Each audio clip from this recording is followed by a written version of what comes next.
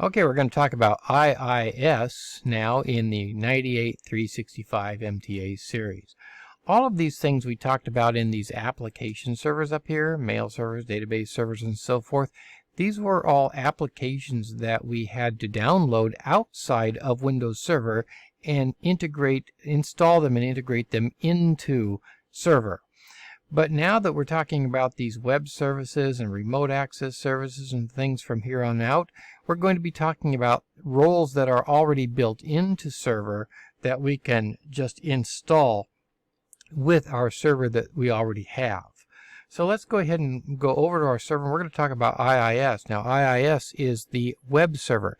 So if we want to be able to serve up web pages either inside of our network, in other words, our own domain, our own enterprise, our own company, or outside to the world, to the internet, then we can do that with IIS. So here we are at our server. We have our server manager already running, and we're going to add a role or feature, in other words, the IIS role. So let's go ahead and click Add Role, and we're going to go ahead and click Next until we get down here to Server Roles. So here we go on down, and installation type, server selection, and server roles. Here we are. We're going to click Web Server IIS. And here are some dependencies that have to be installed at the same time. And since we have to have them, we'll go ahead and click Add Features, and Next, and Next.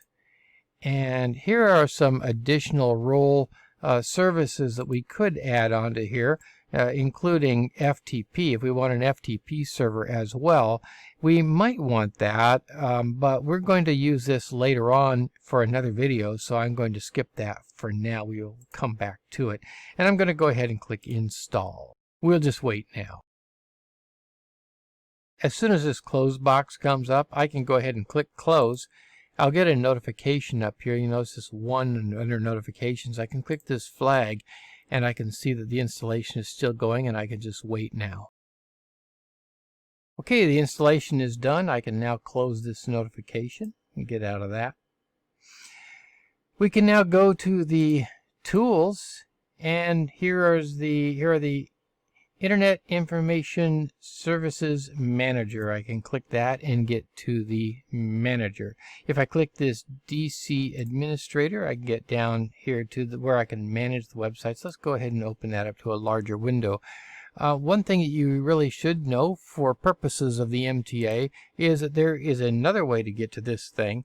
And we simply go to the Run box, or I can even just open the search box here and type INETMGR, INETMGR,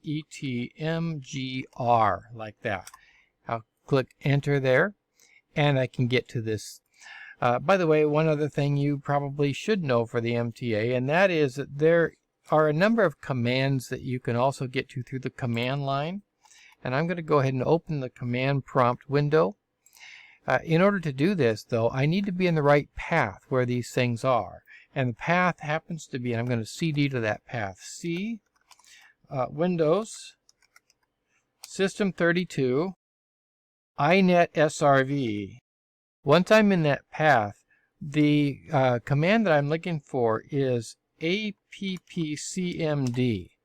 And you can see here the commands that are available in it, or the switches that are available in that command. Now, we're not going to study what these are. You just need to know that that exists and where it is. So for the MTA, you should know about that. So that's all you really need to know about that. You don't need to know specifically what these commands are and what they do, but you should be aware of the path and that that command exists. So once again, we need to get back to that manager. Now, once we're in this manager, I want you to notice there's something called Application Pools. We'll come back to that in a moment. And then there are the sites themselves. And if I expand that, you'll see that there is one site that we have here by default. Now, I'm going to make this a little bit bigger so we can see the sites.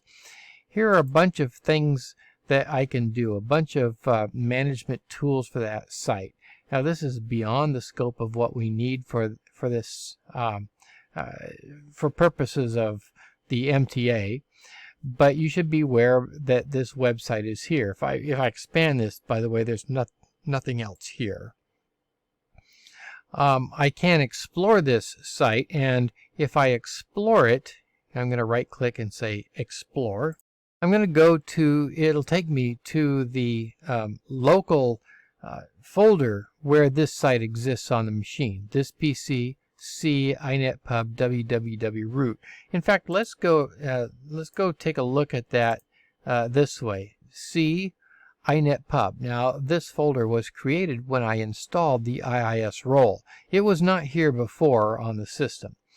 So inetpub, and then a number of folders were created, but then this www root folder was created here, and if I open that up, you'll see II start and IIS start here. If I click the view and turn on file extensions, you'll see that this is an HTML and this is a PNG. This is the actual HTML document, and then this PNG is a picture file that this document calls on. In fact, if I right click on that and say open with Notepad, you'll see the actual HTML document, and probably somewhere down here you'll see that PNG file being called. Here it is. IIS start PNG. There's the source. So you can see that file being called upon. So this is the actual HTML file that is being generated if I were to navigate to that page. In fact, let's call on the browser and let's navigate to that page. We can do that by calling on ask me later. We can do that by calling on localhost. And there it is. That's the actual picture.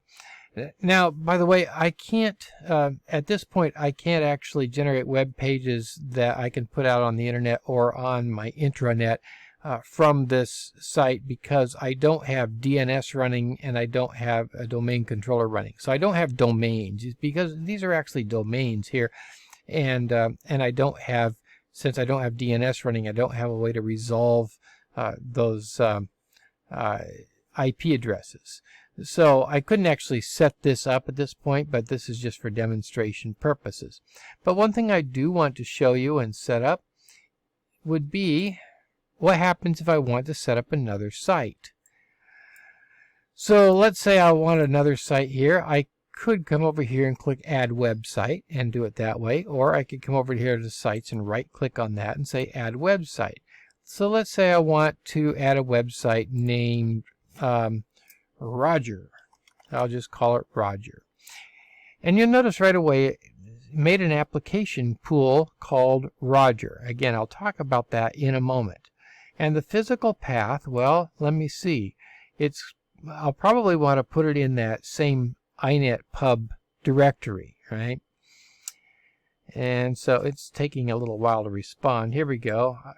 C directory, inetpub, and I'll make inside the inetpub a new folder, and I'll call it Roger, and make a new folder called Roger.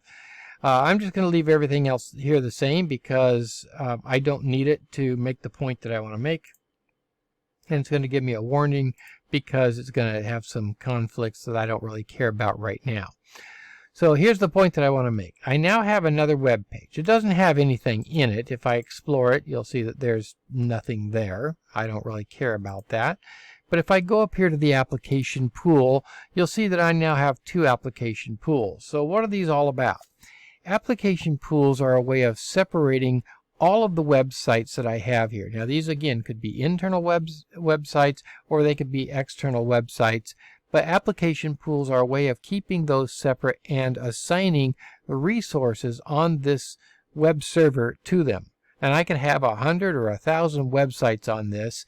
And if I have some that are very, very busy and serving 1,000 users every minute, and another one that's only serving one user every other day, then these application pools will assign resources appropriate for the traffic for each of those individual sites. And that's what these application pools are all about.